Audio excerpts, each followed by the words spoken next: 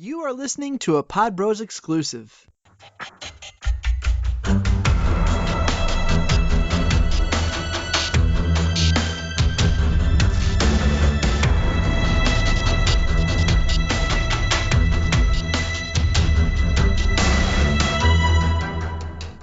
All right, boys and girls, we are live and back with a brand new episode, a new in-season report. And I haven't done a show in like 10 days, so I'm stumbling just trying to get my words out. But excited to kind of say thanks to Tim Clark for doing a lot of these in-season reports and have Tim back on and kind of close out his year at Reddog Outfitters. So, Tim, what's happening?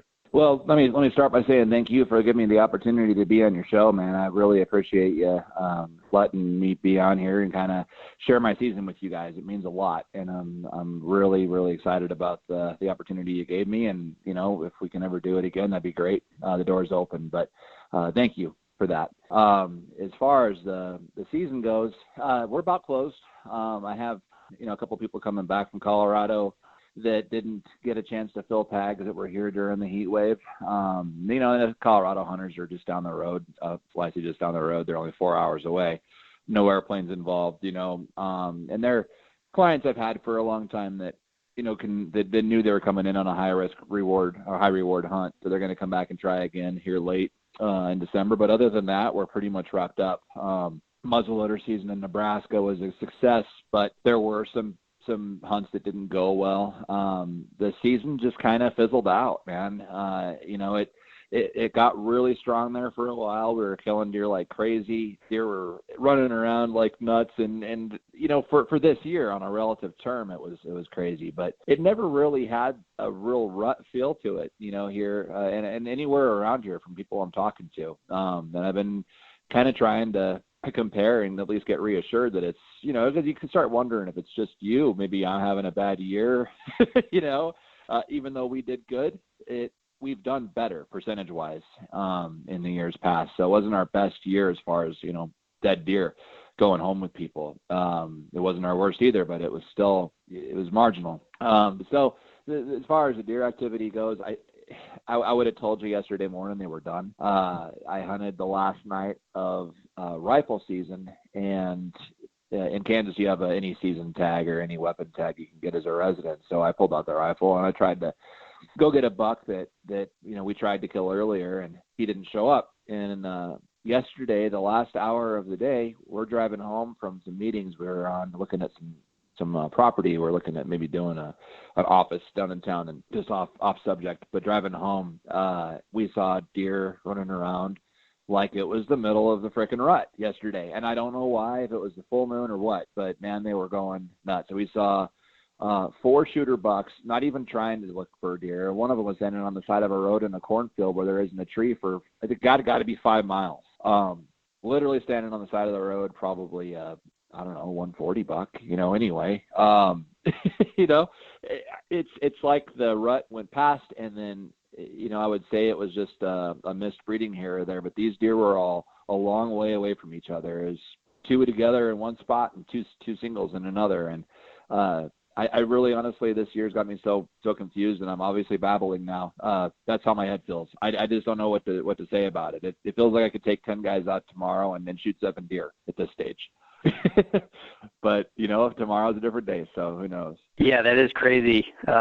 It's funny, just take away, from what you said there, because you hear it a lot. You hear it from a lot of guys or individuals saying, necessarily, I didn't even feel like there was a rut. And, and I know, Tim, that it's kind of one of those things you wish that the rut was full scale for 12 hours of daylight for 14 days straight. But in reality, you're lucky to be in one place, one day, maybe a day and a half, and get that kind of 9 out of 10 on the scale of rut activity. Yeah, exactly. And we all remember the good stuff from last year, and we forget all the time we spend waiting and doing homework. I think everybody's guilty of that, until you get in your stand the first sit and you wait 2 hours and don't see anything, and you go, oh yeah, well, this is hunting. I'm going to have to put some work into this unless you get incredibly lucky like I did in Nebraska. And that's going to probably mess with me for years. But I truly don't think there was a real rut here either. They did get active, and we did shoot a lot of deer in both states. Looking around at people that are, on my Facebook or Instagram, there was some pretty nice successes out there from people that are, both known on TV and just friends of mine that have had some good successes as well as yourself. You've done well this year, and so it was doable. It just didn't feel right. And I don't know what to put it up to besides the weather. It was extremely hot at the peak of when we should have had the peak of the rut. It was hotter than hell, and I don't think deer were moving at all during the day, and nobody was seeing anything. It was like we would have had better luck hunting in June, July, August if it were legal than we would have had, November 7th. That's absurd, but it is what it is. I think we're getting a few does coming back into heat now, and maybe it's widespread that they missed. I don't know, but I'm telling you from what I saw last night, I can't wait to go back out again. I actually lost sleep over it. So go figure, man. It's just the way that it goes. And in Nebraska, it is so nuts, isn't it?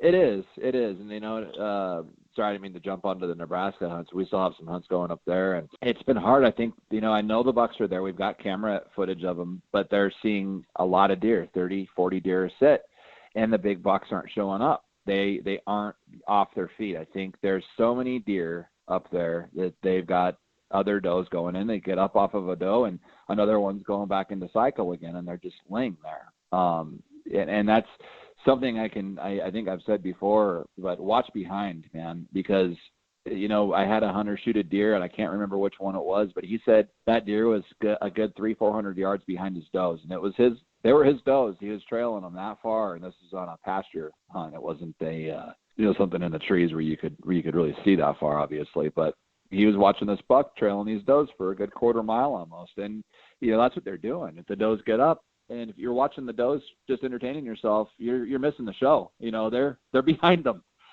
somewhere. Maybe they're laying down and not going to be seen at all. But I've learned even more this year to watch behind, because I watched it myself the last few nights here, and the does come out first, then the boss doe comes out and watches for 20 minutes, and checks everything out, and then the little bucks come, then the big bucks come, and if your timing's right, you'll get the big ones. But they've got a process, man.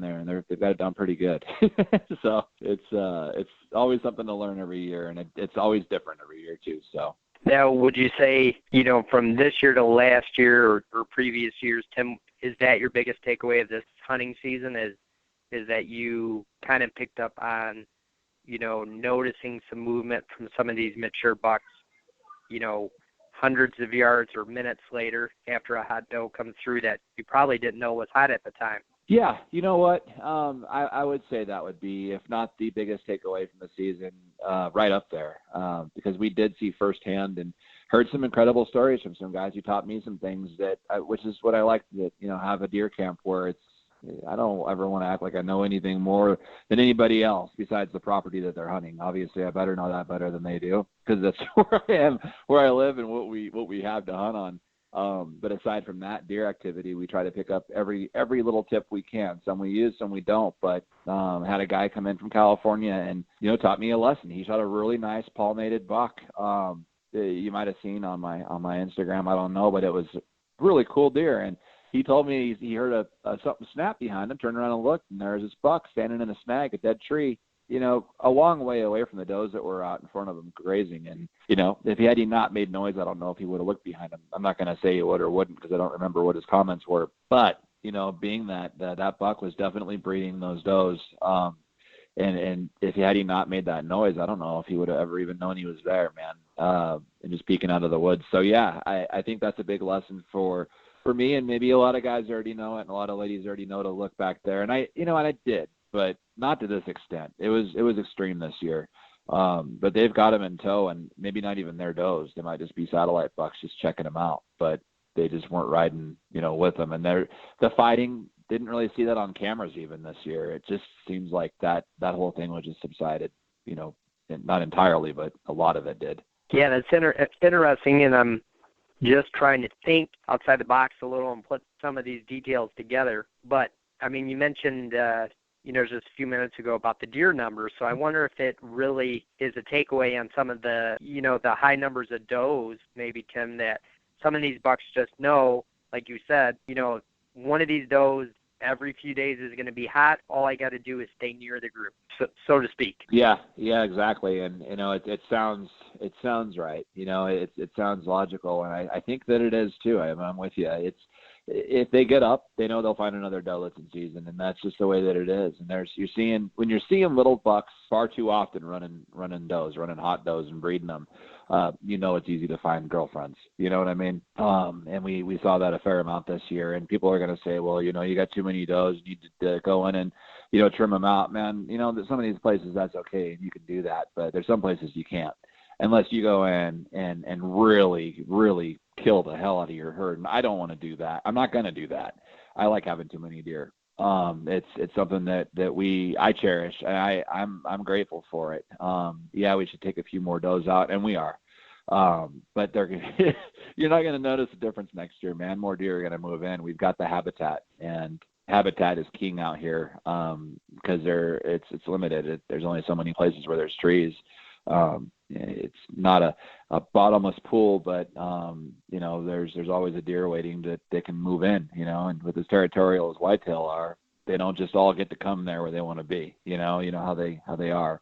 I don't know. It's a hard thing to do. I don't know how to manage it, but that said, we took some of the best deer off that ranch this year than we have ever. And I'm happy with the bucks that we've got on there. It just made it hard this year with this funky rut, because they just never had to really go seek. So, aside from rifle, it was a pretty dull season up there, especially in Nebraska. Yeah, that is crazy. I mean, it's crazy to think that somewhere between the two that at all it could be dull. It's just hard to fathom.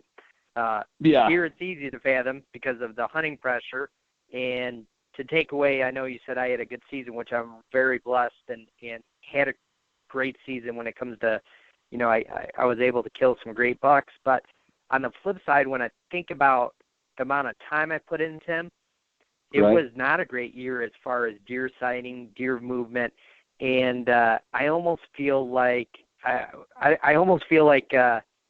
a fairy tale that I killed the deer I did kill. It doesn't seem real because I know how much time I put in every morning, and just not seeing deer, and then to end up killing deer like I did, it just, like I said, it almost doesn't communicate to my brain the right way. I agree with you, man. I'm the exact same way. I had a lot of sits this year where I didn't even see a deer, and I killed a really nice buck too, and it doesn't seem right. We put in the time for them, but it wasn't like normal where you have deer crawling underneath you this year. And I think everybody who's listening to this right now is probably nodding their head going, good, I'm normal. At least I hope, there's a lot of people doing that going, holy crap, I don't want to hunt with those guys.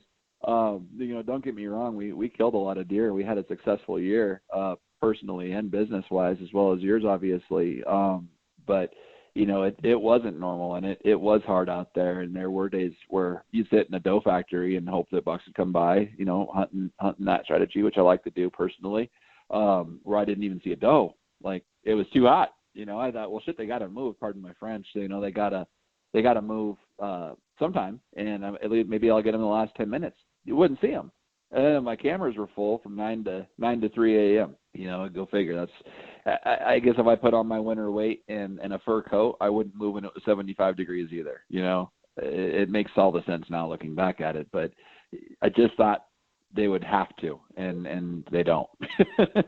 they clearly didn't have to, and it was that hot. Yeah, no, you're right. I mean, it's so logical to think that we're not running around in snowmobile outfits when it's 70. It's just exactly the same concept. And I think, again, it's a takeaway to, putting the puzzle together about having, high deer numbers. I know, just firsthand because of Michigan, before we had the bout of EHD, there was nothing for me to see 44 deer in a night, and 41 of those would be does and fawns. So, wow. Yeah, you're not going to see a lot of daytime rut activity besides that one, crazy day where a doe is absolutely at her peak. that you could hunt day after day and just not see that kind of stuff. And a lot of it, like you said, ends up happening at night, and that's just the story of the season some years. Yeah, exactly. And I think this was probably, hopefully, one of the worst rut years that anybody sees. And we don't see another one anytime soon where we say it was worse than this one, because it was challenging. And for the guys who were going just for them, aside from guys like me who are hunting for many people, and I'm not hunting for people. Let me rephrase that. That didn't sound right, but when I'm involved in several hunts, and I see 35, 40, 50 deer drop, you know what I mean? It's different than when you're just going by yourself and you don't have any hand in any other hunt. And if I can miss 10 times and hit 40 and still, see a lot of action, but those 10 misses hurt. And we want everybody to have a chance at a good buck. And some years and some hunts, even the best years, we've got guys that go home without a chance, and that could be any number of reasons. But, I always look at us first, and what could we do? Was it my fault? Was it the wind?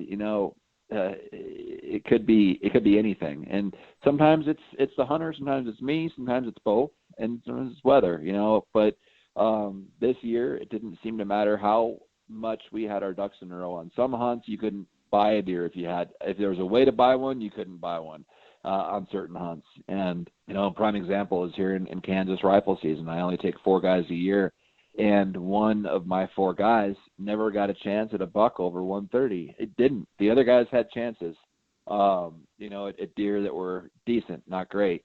I take that back. There were 2 nice ones, but it wasn't one of those years where you could miss an opportunity and get another chance. If you missed it, you missed the train. That was it. You're not getting another shot opportunity, probably. And this one guy, and I've only taken 4 guys fully guided. It should be slam dunk. I should have 4 guys with 4 deer on the ground, probably by the second day, realistically. And we made it through that whole hunt, and we went 2 for 4 on kills, and 3 for 4 for opportunity, and one guy didn't even see a shooter. And it's like that everywhere. The people weren't really around hunting here this year, and you weren't hearing the gunshots like you normally do. It was just weird, and from the state level down, even on the tags, it was a different feel all around. And some of the local guys who always kill big deer didn't kill big deer this year, and they're saying the same stuff. And those are the guys that when you see them having troubles, they've been here their whole lives, and they're always successful. It just makes I don't know, it makes putting the season together just kind of a weather fluke a little easier to put to bed than blaming it on ourselves more. Even though I'm sure there's blame to take. Yeah, absolutely. And it's funny you say that, because I'm one of the guys that kind of like, well, then again, I live in Michigan, so I'm always excited when I don't hear a lot of gunshots, because that doesn't happen with a million gun hunters on opening day in the state of Michigan historically. But, on the flip side of that, even though, you're hoping to lack a gunshot, a good healthy deer herd for next year as well, it also means you don't see a lot of deer. Guys aren't moving, getting deer, getting out for lunch, or coming back in and pushing some of those deer for the guys that are holding tight, all day. So, it's a pro and con of the business, so to speak. Yeah, absolutely. Pressure is definitely underrated in the rifle world. You kind of want those guys driving around or going to lunch, and you got your all day hunters. And that one guy that I was telling you about, he dead hunt all day. This guy hunted all day, every day. And I can't do that, and I rarely see guys that will, especially when they're not seeing, a lot of deer. Of course, he was seeing deer. It just wasn't seeing the right deer. But even still, man, he never took a break. You'd think he would have had that noon buck come running through that got bumped off a CRP patch or something, and there was nobody out doing it. They're just, I don't know, just a lot of things went haywire this year. But again, to reiterate, it's on a relative haywire. We still killed a lot of deer. I don't know how many deer we totally killed this year. That one run we went on was like 33 deer in 10 or 11 days, and we're not running hundreds of hunters. It's not like, if you have 200-300 hunters, anybody could do that. We don't have that kind of a ratio. We did well. It was just hard. We grinded. Every freaking deer we got almost was a tough hunt. and our hunters did a good job getting out on time and staying until the right time and doing their part to make it come together. And they had to. If they weren't, if sometimes you get hunters that don't want to work as hard, or I don't want to work as hard some days. I think everybody has those days they just don't feel like doing it. But if you didn't have that, your A game on every day, you probably going home unsuccessful. And that's just the sad truth of it.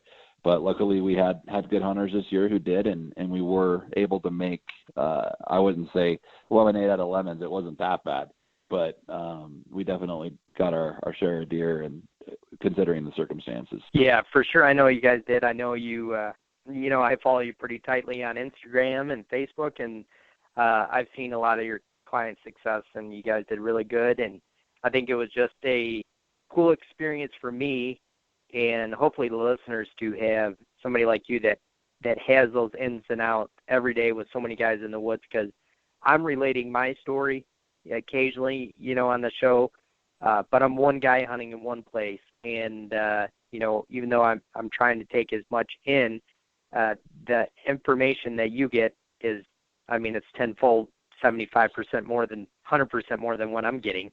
So, right.